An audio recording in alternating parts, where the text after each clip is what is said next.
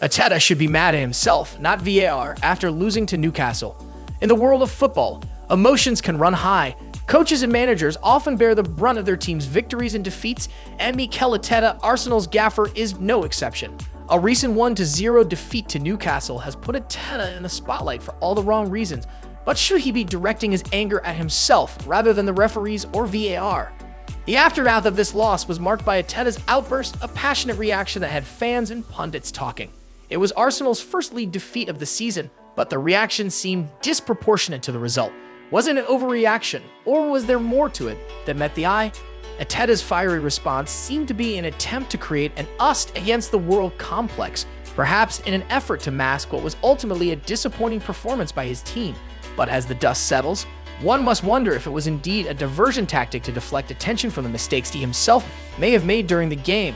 Did he overreact because he had to admit he was wrong, or was it to divert attention from the fact that Arsenal's title race might be slipping through their fingers? The defeat at St. James Park did leave many Arsenal fans feeling let down by the officials and VAR.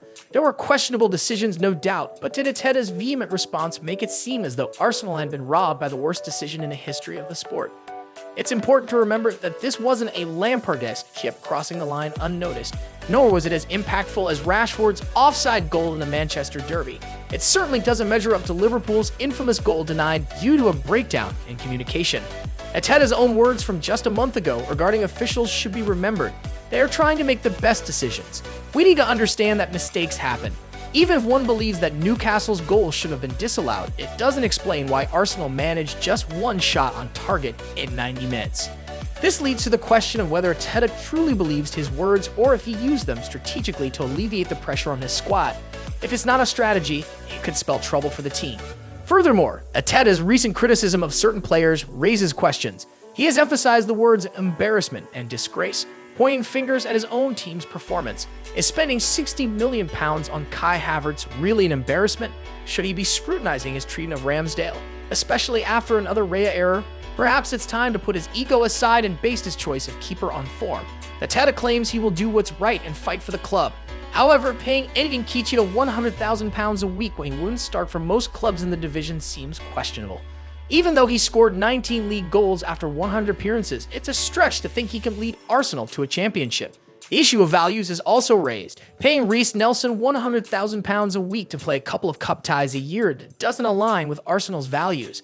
Arteta's critics argue that it's not wise in hindsight, but most Gooners have had years of evidence to know that Havertz, Reiss Nelson, and Kevin Keegan aren't the keys to Premier League success. The problems extend to the field as well, with concerns about Raya's performances. The fear is that Arteta may be more focused on external factors than addressing the issues within the squad. In conclusion, while Arteta's anger and reaction may have been directed at VAR and the referees, perhaps he should be looking inward. The defeat at Newcastle revealed deeper problems within Arsenal, and addressing them is essential for the team's success. It remains to be seen whether Arteta's outburst was a passionate plea or a desperate attempt to divert attention from the real issues plaguing his squad. Arsenal fans will be watching closely in the coming weeks to see how the team responds to this setback.